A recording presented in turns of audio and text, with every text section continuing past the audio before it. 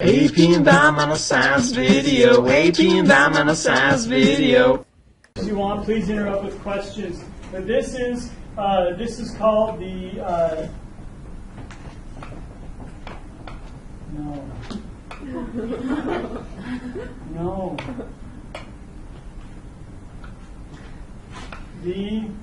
That's terrible.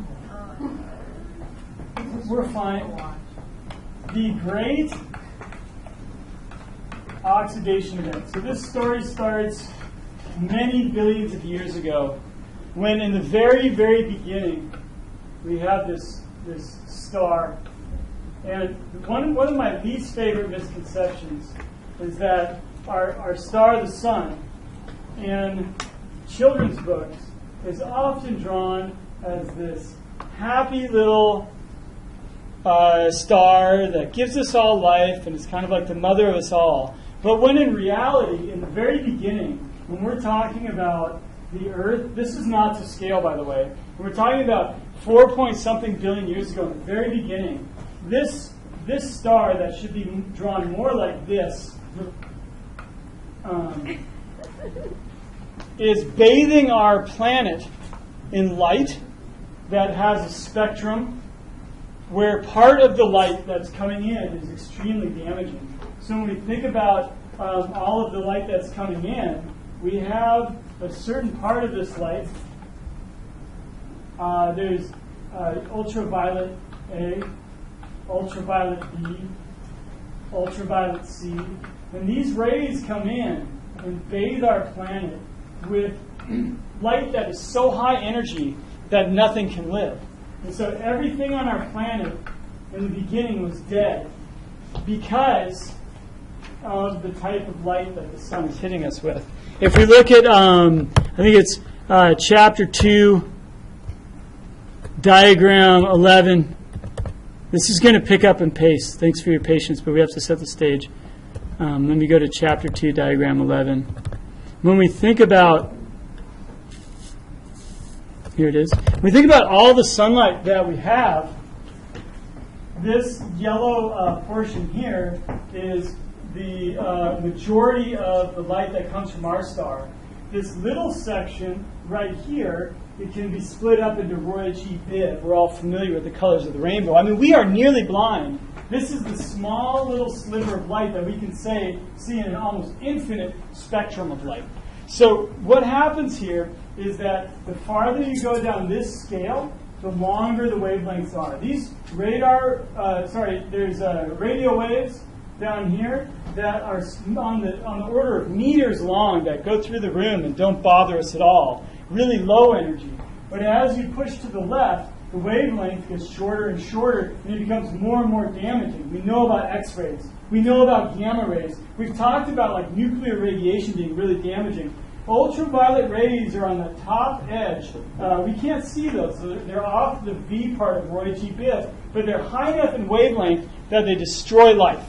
So in beginning Earth, in the very beginning, Earth was bathed in ultraviolet light and nothing could live. So what happened for the very first part of life, so if we zoom forward several million years, we ended up with the first part of life being formed where? What part of Earth was protected from the bathing of ultraviolet light? And this isn't the only light that's given from the sun, right? We talked about there's the whole Roy G. Biv spectrum. But where on Earth are the organisms protected? Where did all of life start? Talk at your tables.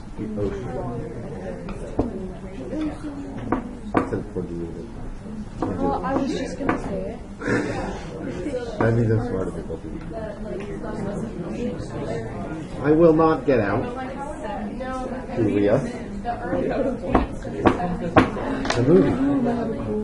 Have you guys seen that movie? Yeah, really? That's fine. Now, in the very beginning, we had on I think that's good land. parents. On the very beginning on land, it was just a barren wasteland. There wasn't a single thing living because the ultraviolet rays that bathe the land, the UVA, the UVB, the UVC, and they increase in the order of destructiveness. Ultraviolet A rays are the least destructive. They have a wavelength. And then the ultraviolet B rays have a tighter wavelength. And then in ultraviolet C rays, they have even a tighter wavelength. The tighter the wavelength, the more damaging it is to the organisms on the planet. Nothing can live in this wasteland desert.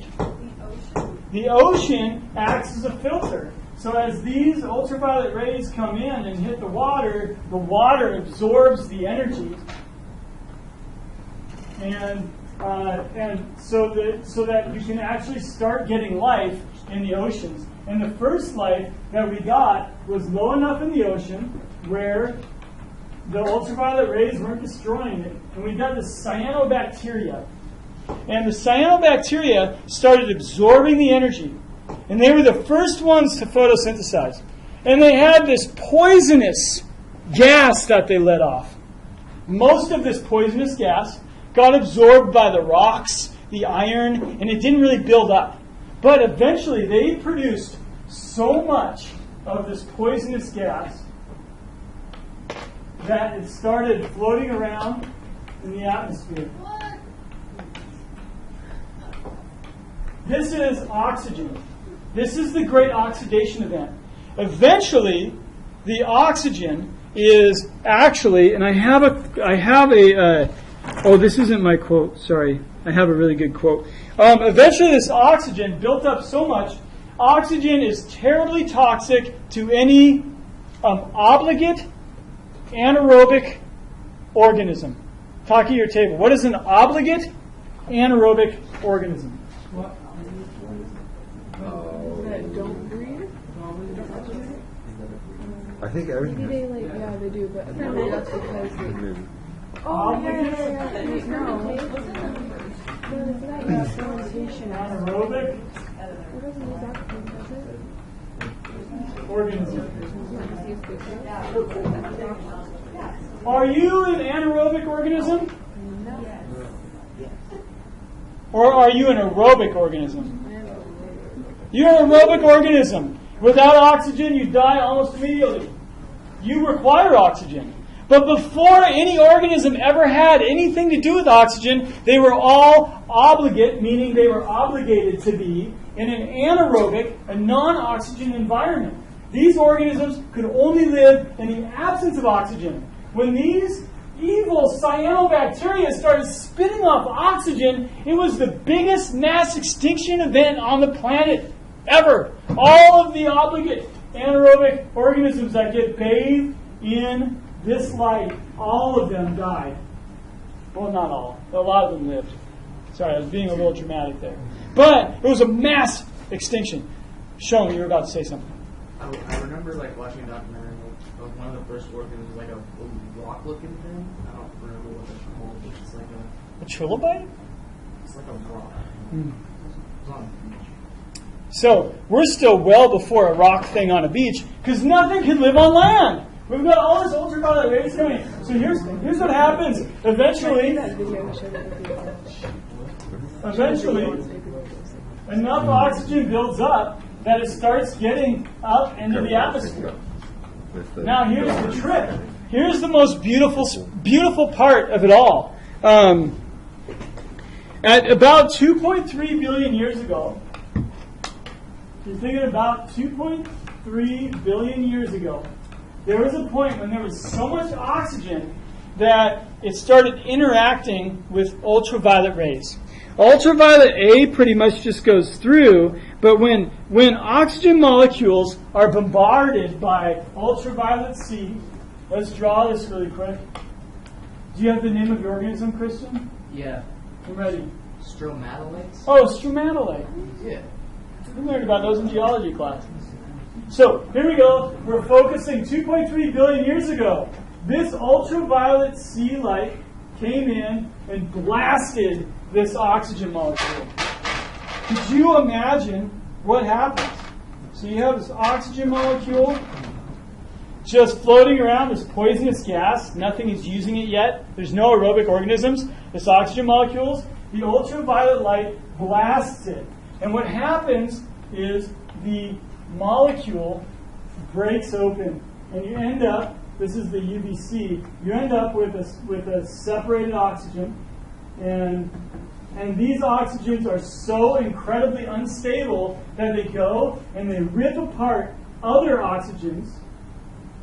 This is ultraviolet C, the most destructive one. I better label that, because that's an important note. Ultraviolet C breaks apart O2.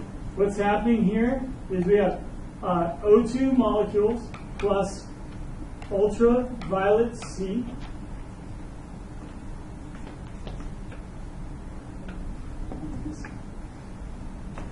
makes O3. Talk to your table group. What's O3? What's O3? I'm making it. Now this is the introduction. This is ozone. And what happens is ozone is a 3 oxygen molecule. And ozone, right here. So the oxygen breaks apart, and you can't have an oxygen by itself. This is a home record. It'll break apart any other relationship in a partial fraction of a moment because it is so unstable. It rips the electrons off of a paired up oxygen, and it makes O3, ozone. Now you can imagine if this happens once in a while out in the atmosphere, eventually you end up with enough ozone that we end up, what is that layer called? Of course, the ozone layer. I'll make those purple. So then you could imagine as, oh no. Well, I wouldn't say that. But so here, up in the upper atmosphere, you get all this ultraviolet C rays coming in, and the ultraviolet C keeps converting oxygen into ozone, and it's at this upper level in the atmosphere. This is, right here, the ozone layer. Once we finally got the ozone layer, it finally started blocking the ultraviolet rays. Now, UVA can still go through the ozone layer, but UVB and UVC get absorbed by the ozone layer. So now Earth finally has sunscreen. The least damaging ultraviolet ray gets to the surface. That's what we get skin cancer and sunburns from, but it doesn't immediately destroy our DNA. You think about how powerful is ultraviolet B and ultraviolet C. Cloud Mountain Farms, just north of town. Have you ever had their apple cider? It's delicious. Do you know why their apple cider is better than everybody else's? Because they don't heat it up. Most people pasteurize their apple cider. They heat it up to kill every living thing in it, so it's sterile. Cloud Mountain Farms uses ultraviolet rays to sterilize it. The goggle cabinet next door, Mr. Carter's room, downstairs in John Stockman's room, upstairs in Jamie Yose's room, is an ultraviolet ray cabinet that sanitizes the goggles. Ultraviolet rays destroy stuff. Now that we have the ozone layer, now we can finally begin getting organisms on the planet. I'm sorry, on this, on the land. So then you start getting organisms because ultraviolet C doesn't puncture their DNA and destroy them. Pretty soon, there's plants growing out here contributing more oxygen. There's some organisms that end up start coming out of the ocean, start eating the plants, and that is when life on the surface, not deep in the ocean, finally could occur. So the great oxidation event, approximately 2.3 billion years ago, was the key event that allowed life on land. And it's all because of ozone. So let's write the three formations of ozone. Oh, the most important thing. What happens as soon as organisms, don't forget, we were talking about the anaerobic organisms in the beginning. This opened the door for aerobic organisms. Now remember that aerobic organisms can take one glucose molecule,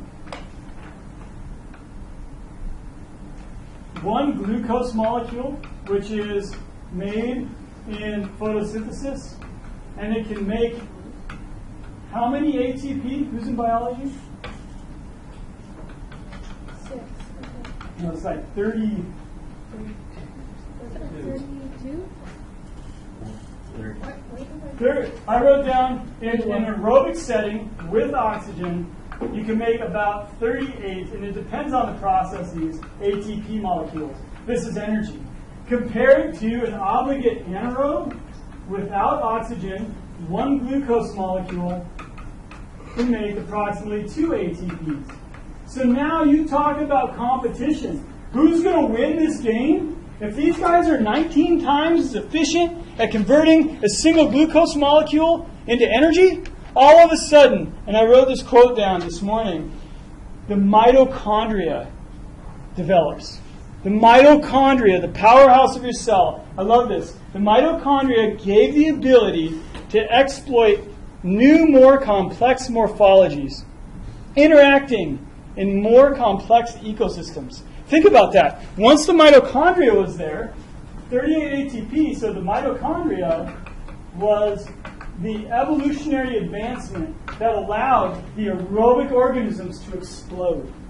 Now you had, before oxygen, you had this, I'm not going to use the B word. Let's say not that interesting instead of the B word. Earth wasn't that interesting 2.3 billion years ago. But once the mitochondria got built, you can have things like me. I'm jumping around, sweating right now. I'm so excited.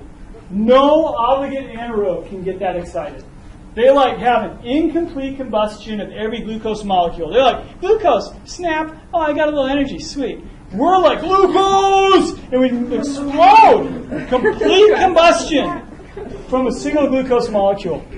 So let's go back then to our ozone formula now. Step 1. What type of ultraviolet rays come in and hit oxygen in the stratosphere? Which one breaks apart oxygen? Which ultraviolet ray has enough stored up energy to actually rip apart a molecule? C. So we've got ultraviolet C comes in and it converts O2 to O3, and we get our first step of ozone. So remember that Earth is down here, and our first layer is the troposphere. The troposphere, this is not to scale, is only as thick as 2 coats of clear paint on a desktop globe. It's just this really thin layer. It's a thin veneer. So this is not to scale. But we're talking about the stratosphere, which is the next level up. And up here, this is where we get our ozone layer. That's not purple. This is going to be our ozone layer. And the ozone layer is the thing that absorbs the ultraviolet rays. It absorbs ultraviolet B. It absorbs ultraviolet C. But ultraviolet A can get through still. UVA can still get through. But anyways, back to the formula. It's in the stratosphere, and that's a great place for it, because up there it's our sunscreen. It allows us to go on the planet. Our second formula. Number 2. We have, now we've got ozone. Oh, sorry, Foster, you've had a question for a while. Thanks for being patient. Why did the ozone, kind of move up and form a layer and kind of all congregate in the same layer? Good question. So, as you got, in my mind, I don't know the answer. I don't know who does. But if you have all this oxygen that's on the surface of the planet, the oxygen on the outer edge is going to be the first one that interacts with the ultraviolet rays. So the ozone layer forms on the top surface. It's sort of like the skim. Sort of like the skim of a soup. It's on the top outer layer. And once it absorbs it up there, it's not getting any deeper to convert anything else. So it's the outer shell. It's like the hard shell of a sundae. Sure. Okay. Yeah. That makes sense. I made a mistake. Shoot. This makes the radical O. This is a totally unstable molecule, and it's just going to rip electrons or it's going to rip, it's going to destroy other relationships. So now you have this radical O and other oxygen molecules. So then this is where we actually get ozone. So I went too far at the beginning. This makes ozone. As soon as you get it, this rarely occurs. But with enough oxygen, with enough conversion, you end up with this beautiful layer called the ozone. And the third, the most important equation, is once you have ozone, ozone is the only thing that can absorb the ultraviolet B rays. In other words, UVB goes right through oxygen. Oxygen doesn't stop it. Oxygen does absorb, oxygen absorbs UVC, but ozone absorbs UVB. Now we're cutting out 2 of the 3 ultraviolet rays coming into the planet. And we also have, oxygen can also absorb UVC. And when it absorbs UVC, it can be converted into oxygen and a radical O. And because that radical O is there, it brings us back to the start. It brings us back to the products of 3, bring us back to 2, and it's a self-replicating, self-renewing process that builds ozone. Now, enters Thomas Midgley, the most creative, brilliant criminal of all time. And this story will be told on Tuesday.